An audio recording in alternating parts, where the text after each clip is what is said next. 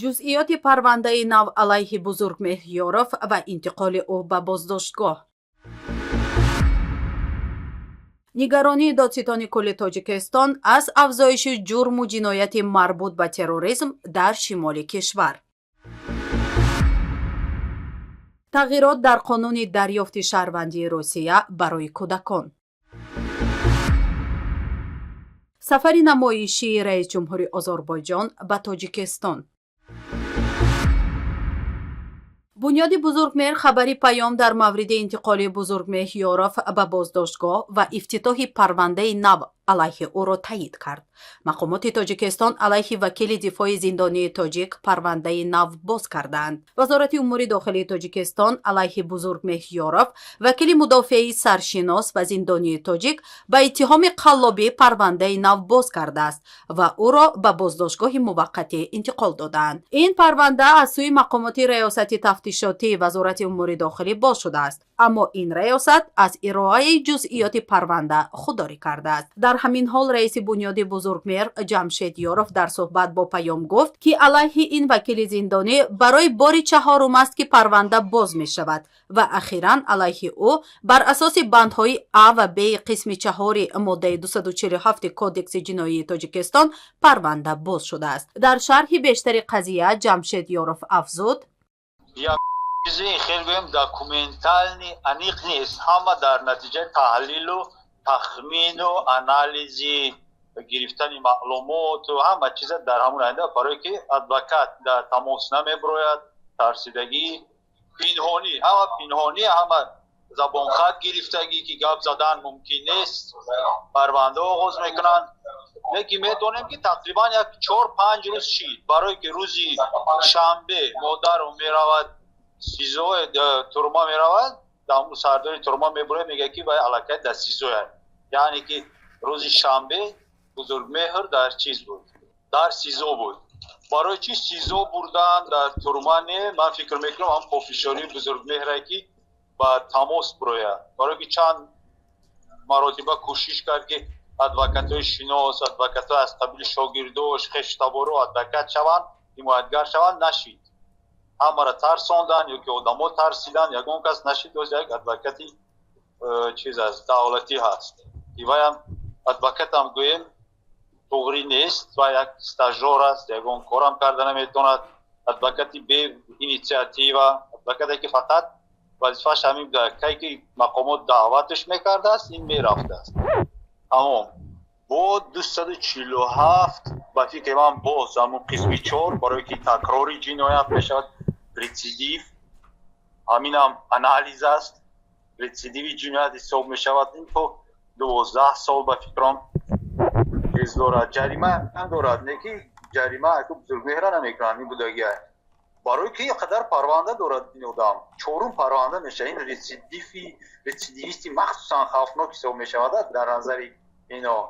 یک دو نماینده تشکیلات های حفظ حقوقی داخلی، یعنی تشکیلات های جمعیتی که با حفظ حقوق شهروندان مشغول هستند، با یاری حقوقی میرسونن به مردم، یک دو نمایندهش روی راست بعد از چند تلاش های ما یافتن ادوکات حمایتگر با نماینده ما گفتن که خودتون میتونید پرونده بزرگمهر رو گرفتن، حمایت کردن و این ضرر و کریر هست و عاقبتش عقوبت است. برای همین بخشید ما نمیتوانیم حمایت بزرگمهر رو به گردن گیریم. برای همین بزرگمهر هر چند مرتبه تلاش کرد که ادوکات کسبی یابد، حکومت در آخر یک ادوکات استاژوری که گویم که اون تجربه کاری هم ندارد، جسارت کاری هم ندارد، همون رو مجبوری با بزرگمهر تعامل کرده است. این ادوکات نه به علاقه میبروید، نه یگان معلومات میرساند به اشتباه رو، یک سری مخفی، نه نام دارد و نه نسب دارد، هیچ چیز. модари бузургмеҳ Ёров гуфтааст, ҳеҷ яке аз созмонҳои вакилони дифоъ ва созмонҳое ки зиндонионро бо вакили дифоъ таъмин мекунад, ҳимоят аз ҳаққи бузургмеҳ Ёровро ба уҳда нагирифтаанд.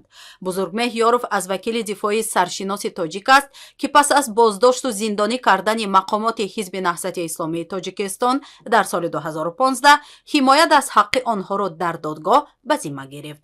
аммо мақомоти Тоҷикистон алайҳи ӯ низ парванда боз карданд ва ин вакили дифоъ ба иттиҳоми қаллобӣ ва сохтакорӣ таи 3 ҷаласаи додгоҳӣ ба 28 соли зиндон маҳкум шуд. чанде аз созмонҳои байналмилалӣ, бахусус Созмони Милали Муттаҳид ва Иттиҳоди Аврупо, хостори раҳоии ин вакили дифоъ аз қайди зиндон шуданд. аммо мақомоти Тоҷикистон ин ҳама дархостҳои созмонҳои байналмилалӣ ва дифоъ аз ҳуқуқи инсонро сарфи назар кардаанд. созмонҳои ҳуқуқи башарии ҷаҳонӣ бузургмеҳ Ёров ва афроди зери ҳимояи ӯ дар соли 2015-ро дар зумраи зиндониёни сиёсӣ эътироф карданд, ки мақомоти Тоҷикистон онҳоро бо ҷурмҳои бофта пушти панҷара бурданд. додситони кулли Тоҷикистон аз афзоиши ҷазби ҷавонон ба созмону ҳаракатҳои террористию экстремистӣ дар вилояти Суғд изҳори нигаронӣ кардааст.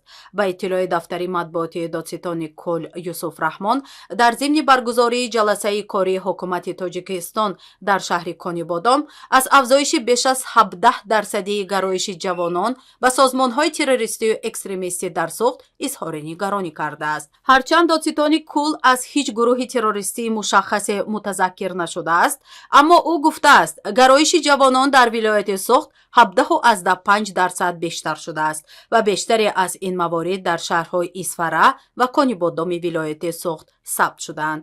ӯ гуфтааст, 6 нафар аз сокинони Исфара ва 2 нафар аз сокинони шаҳри Конибодом дар хориҷ аз кишвар таълими динии ғайриқонунӣ мегиранд. ба иттилои манбаъ, дар ин ҷаласа, ки мавзӯи ҷазби ҷавонон ба хидмати сарбозӣ яке аз мавзӯъҳои аслӣ буд, додситони кул дар ин замина гуфтааст, алайҳи 6 нафар аз сокинони Конибодом ва 7 сокини Исфара ба далели сарпечӣ аз хизмати ҳарбӣ парвандаи ҷиноӣ боз шудааст. ҳукумати Тоҷикистон аз соли 2014 ба ин сӯ аз гароиши ҷавонон ба гурӯҳҳои террористӣ изҳори нигаронӣ менамояд ва дар ин замина дар соли 2015 стратегияро низ барои 5 сол таҳия карда буданд. ҳукумати кишвар таълимоти динӣ ва масоҷидро аз далоили умдаи афзоиши ақоиди ифротӣ ва террористӣ медонад, ки таи иқдомоти мутаволӣ дар солҳои гузашта фаъолияти рӯҳонiyonро маҳдуд кард ва дари бештаре аз масоҷидро баст. аммо зоҳиран ин иқдомот кофӣ набуданд, ки феълан ин доманаи саркӯбӣ то соҳибназарону рӯзноманигорон расида ва дар Тоҷикистон ин эҳтимол низ вуҷуд дорад, ки фард барои танҳо изҳори назар дар мавзӯи террорист эълом шавад. ба ин далел аст, ки коршиносон ин раванд дар Тоҷикистонро саркӯби мухолифон ва дигарандешону озодии баён медонанд. طبق اصلاح نو به قانون مربوط مهاجرت روسیه در ضمن دریافت مقام شهروندی این کشور از جانب کودکان رضایت والدان آنها دیگر مهم نخواهد بود. این تغییر پس از اصلاح قانون درباره شهروندی روسیه که آن را کمیته دومه دولتی روسیه در امور اتحاد دولت‌های مستقل تصویب کرده است روی کار آمده است. این سند که فعلا در پایگاه الکترونی دوما قابل دسترسی است، به نوشته خبرگزاری اسپوتنیک دریافت مقام شهروندی روسیه برای کودکان را آسان می‌کند. اما والنتینا چوپیک مدافع حقوق کارگران مهاجر مقیمی روسیه در صحبت با پیام گفت وضع اطفال کارگران مهاجر در روسیه را تغییر نمی‌دهد و نیز دریافت مقام شهروندی برای آنها را نیز آسان نخواهد کرد. Этот закон никак не облегчает положение детей-мигрантов и никак не упрощает получение ими гражданства РФ. Это реформа из кулька в рогожку. Она не меняет фактически положение детей-мигрантов в отношении российского гражданства. Если раньше российское гражданство приобреталось детьми мигрантов в течение 90 дней по заявлению одного из родителей, то сейчас за ними будет признано гражданство РФ в течение 90 дней по заявлению одного из родителей. Разница есть? Разницы нет. Если раньше от второго родителя ребенка-мигранта требовали периодически согласия на то, чтобы ребенок получал гражданство Российской Федерации, то сейчас этого формально не требуется. Но и раньше ни разу в моей жизни не было прецедента, чтобы от второго родителя ребенка-мигранта требовали какого-то письменного, нотариального, еще какого-нибудь согласия. Всегда это все происходило по заявлению одного из родителей. С 2012 года происходит именно так. Ребенок получает гражданство РФ по заявлению одного из родителей, без каких-либо бумажек со стороны второго родителя. قانون جدید میگوید رضایت والدان دوم شهروند خارجی هنگام قبول کودک به شهروندی فدراسیون روسیه لغو شده است، ولی خانم چوپیک به این نظر است که این روند از قبل نیز رایج بود و اقدامات اخیر در این زمینه برعکس به بد شدن وضع دریافت شهروندی از طرف مهاجران در آینده دلالت میکند. Что касается положения всех мигрантов вообще, если раньше мигранты получали российское гражданство по закону в соответствии с требованиями закона, если они подлежали получению российского гражданства, то они его получали, то сейчас это отдается на волю президента РФ. И он может своим желанием дать или не дать российское гражданство. Причем кому угодно, нету никаких категорий. Это означает на самом деле ухудшение положения мигрантов и возможности еще большей коррупции, потому что теперь это все зависит от произвола одного лица, и волей президента можно торговать, и этим торгуют успешно много лет. Только не в отношении гражданства, а, например, в отношении размеров квоты на разрешение на временное проживание, которое будет выделяться в регионах. Так что это ухудшение, а не улучшение положения мигрантов всех, и это никаких изменений в отношении положения детей-мигрантов. علاوه بر این در طرح قانون کاهش شرط‌های دریافت شهروندی در نسبت بیش از 20 گروهی افراد هنگام قبول آنها به شهروندی روسیه پیش بینی شده است. اینچنین در قانون توسعه وکالت‌های پرزیدنت فدراسیون روسیه عاید به معین کردن کاتگوری شخصانه که حقوق گرفتن شناسنامه روسیه را دارند پیش بینی می شود. لایحه قانون که در خوانش اول 5 اپریل سال 2022 قبول شد، محروم کردن افراد را از شهروندی به دلیل صادر کردن جنایت‌های دارای خصوصیت‌های تروریستی را پیش بینی می‌کرد. جنایت‌های سنگین بر ضد دولت، اینچنین جنایت‌ها در ساحه گردش واسطه‌های نشأه‌دار و ماده‌های پسیخوتروپی، ساخته‌کاری حجت‌ها یا با خواهش اختیاری شهروند از دیگر دلایل بودند که برای لغو شهروندی افراد مهاجر به این کشور استفاده می‌شدند. دفتر مطبوعاتی ریاست جمهوری تاجیکستان سفر ایلهام علیف به دوشنبه را که 2 روز دوام کرد برای جانب‌ها باقرار خوانده است. دفتر مطبوعاتی ریاست جمهوری میگوید 6 اپریل پس از انجام سفر باقرار دولتی در جمهوری تاجیکستان، پرزیدنت جمهوری آذربایجان از شهر دوشنبه به شهر باکو برگشت. اما این منبع با نشر چند سازشنامه تشریفاتی که میان تاجیکستان و آذربایجان امضا شدند اکتفا کرده است که در رابطه با شرح این پهلوی مسئله محیدین کبیری رئیس پیوان ملی تاجیکستان در صحبت با ما گفت که این گونه سفرها خاصیت تبلیغاتی دارند که در بیشتر موارد از سوی رئیس جمهورهای خودکامه مورد استفاده قرار میگیرند. وقتی که ما چنین سفرها را تحلیل میکنیم باید حتما یک سفر دیگر را همچون مقایسه اساس قرار بدیم تا اینکه مسئله روشن شود که تا کجا این گونه سفرها باقرار هستند، موفق هستند، لازم هستند یا نه. دقیقا در شب روزهای سفر علیف به تاجیکستان یک سفر دیگر هم در منطقه صورت گرفت، سفر زلنسکی به پولش. اگر ما بین این دو سفر مقایسه کنیم نتیجه ها، طرز سفر و موضوعی که در اونجا مطرح شدن کاملا روشن می شود که تا کجا سفرهای کشورهای منطقه ما مثلا سفری آخر علیف به تاجیکستان دارای اهمیت هستند یا نه.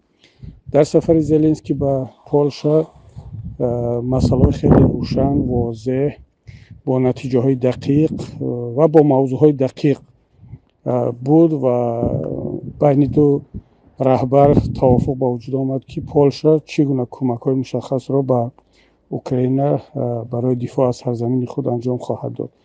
аммо дар сафари Алиев ба Тоҷикистон мо шоҳиди он будем ки танҳо имзои чанд санади дуюмдараҷаи ки бештар характери ёддошт ё тафоҳум, меморандум инҳоро дошт ва агар мо ба сатҳи равобити иқтисодии ду кишвар нигоҳ кунем, комилан ночиз ҳаст. ва ин ҳама баёнгари он аст ки сафар танҳо ҷанбаи таблиғотӣ метавонад дошта бошад, чун вақте ки президентҳои кишварҳои диктатурии минтақа солҳо мунтазир мешаванд ки аз тарафи ҳеҷ кишвари мутамаддини ҷаҳон даъват намешаванд ба аврупо, ба амрико, ба кишварҳои ҳатто африқоиву амрикои лотинӣ ҳам даъват намешаванд, барои он ки ба мардумашон нишон бидиҳанд ки инҳо ҳам мулоқотҳо баргузор мекунанд, муҳим ҳастанд, сафар доранд, диду боздидҳо ҳаст. як тавофуқоти байни вазоратҳои хориҷӣ сурат мегирад ки хоб масалан Алиев дар фалон таърих сафар кунад ба Тоҷикистон, баъди ягон моҳ мебинед ки Раҳмонов рафт ба як кишвари диктатурии дигар ва дар ҳамин чорчӯб ин сафарҳо, мулоқотҳо анҷом мешаванд, бештар характери таблиғотӣ доранд ва мебинед ки хеле кӯтоҳ ҳам ҳастанд, як рӯз ё якуним рӯз ва ҳеҷ натиҷаи чашмрасе барои ин ду кишвар нахоҳад дошт. муҳимтарин факти ин хабар ин аст ки мубодилоти мол миёни кишварҳо дар соли 2022 ҳудуди 6.5 миллион долларро ташкил додааст, ки аз ин наздики 6 миллион доллар ба воридоти коло аз Озарбойҷон ба Тоҷикистон рост омада, зиёда аз 400,000 долларро содирот ташкил медиҳад.